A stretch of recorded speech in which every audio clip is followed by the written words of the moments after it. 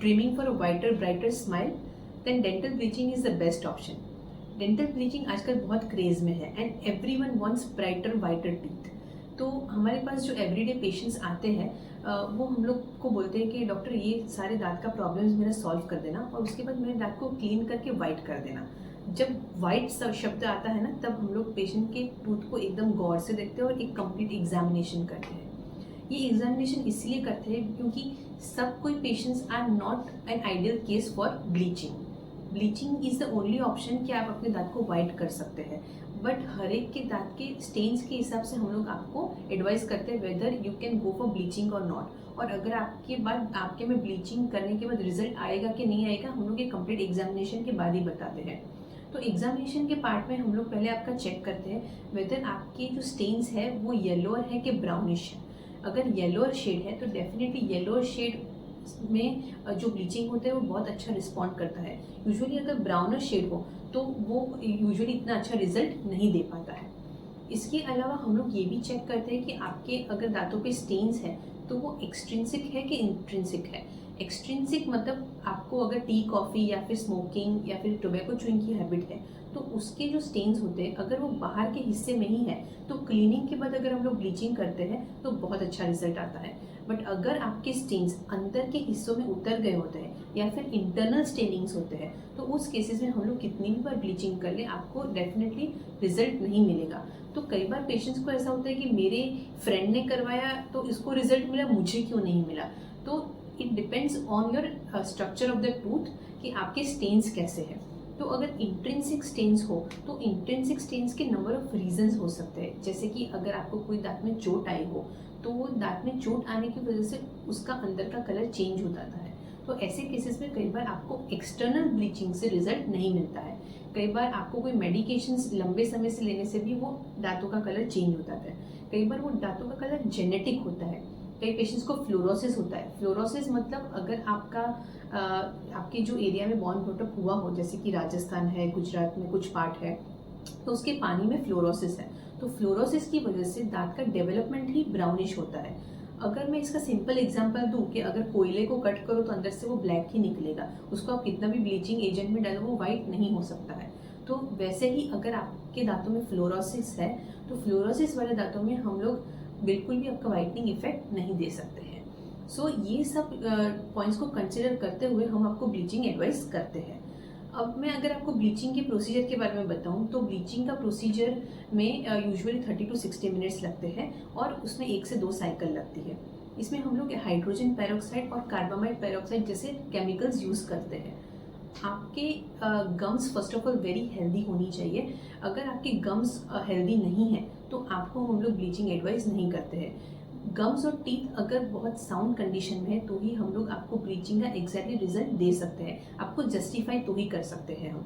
सो अगर आपके suppose gums and teeth healthy है, अगर आपको कोई ओल्ड फिलिंग्स या फिर टूटा हुआ दांत या केरीज या कैविटीज़ नहीं है तो ही हम आपके दांतों में ब्लीचिंग स्टार्ट करते हैं। ब्लीचिंग स्टार्ट करने से पहले हम लोग आपके गम्स को एक प्रोटेक्टिव बैरियर से, एक मटेरियल से हम लोग आपको एक बैरियर लगा देते हैं जिससे आपके गम्स को बिल्कुल इरिटेशन ना हो हमारे केमिकल से। As you can see in the picture, एक लाइनिंग आपको हर एक गम्स के आजू बाजू दिख रही है। वो लाइनिंग हम लोग आपको प्रोटेक्टिव बैरियर लगा देते हैं ताकि हमारे केमिकल से आपके गम्स में बिल्कुल जलन ना हो। वो प्रोटेक्टिव बैरियर लगाने के बाद हम लोग आपके दांतों पे ब्लीचिंग सोल्यूशन लगाते हैं। ये ब्लीचिंग सोल्यूशन हम लोग आपके दांतों पे 10 to 30 मिनट्स रहने देते हैं और उसके बाद हम लोग पूरा वाइप ऑफ करके आपको एक परफेक्ट रिजल्ट तुरंत ही दिखा सकते हैं। ये ब्लीचिंग एजेंट को एक्टिवेट करने के लिए कई बार हम लोग आपके दांतों के ऊपर एक ब्लू लाइट देते हैं या फिर लेज़र से हम लोग ये ब्लीचिंग एजेंट को एक्टिवेट करते हैं ताकि ये आपको बहुत अच्छा और अच्छा रिजल्ट दे सके। सो ये हो गया पूरा प्रोसीजर। अब आप सोच रहे होंगे कि ये सारे प्रोसीजर्स में मुझे कोई प्रॉब्लम तो नहीं होता ना, मुझे कोई पेन नहीं होता ना, तो डेफिनेटली ये बिल्कुल नॉन एग्रेसिव प्रोसीजर है एंड बिल्कुल भी पेनफुल नहीं है। बस एक जस्ट छोटा सा साइड इफेक्ट ये है कि कुछ दिनों तक आपको शायद स्लाइट सेंसिटिविटी हो सकती है। स्लाइट सेंसिटिविटी भी हम लोग आपकी कंट्रोल कर सकते हैं बिकॉज आपको ब्लीचिंग के बाद हम एक डिसेंसिटाइजिंग टूथपेस्ट देते हैं। कई बार कई पेशेंट्स को अगर बहुत ज़्यादा सेंसिटिविटी हो तो हम लोग ऑन चेयर ही आपका डिसेंसिटाइजिंग सोल्यूशन लगा देते हैं जिससे आपको बिल्कुल भी सेंसिटिविटी नहीं होती है।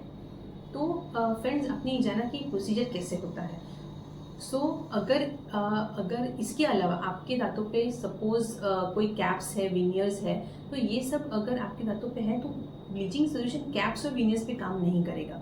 सिर्फ अगर आपके दांत नेचुरल है, कोई ओल्ड फिलिंग्स या कैप्स नहीं हो, तो ही वो एग्जैक्ट रिजल्ट दे सकता है। बिकॉज कैप्स एंड ऑल में सिरामिक होता है, सिरामिक ऑलरेडी उसका कलर जो होता है वही रहता है, वो अपना कलर बिल्कुल नहीं छोड़ता है। तो अगर ये सारे प्रोसीजर्स आप करवाना चाहते हो तो डेफिनेटली ये आप बिल्कुल डरे कर सकते हो। इसके अलावा इंट्रिंसिक स्टेन्स अगर है, जैसे मैंने बताया था, तो इंट्रिंसिक स्टेन्स में कुछ केसेस में डेंटिस्ट आपको इंटरनल ब्लीचिंग का भी ऑप्शन देते हैं।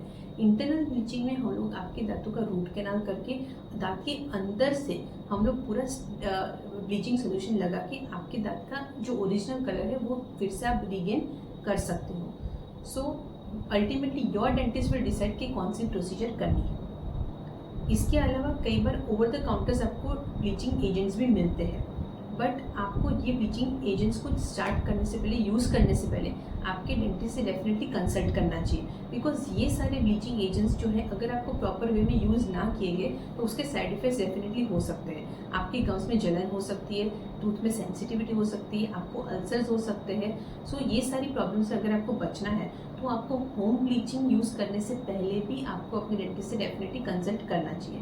कई बार ब्लीचिंग जेल्स है, टूथपेस्ट है और स्ट्रिप्स है, ये सब मिलती है, वो आप डेफिनेट यूज़ कर सकते हो, बट लॉन्ग टर्म बेसिस पे यूज़ ना करें।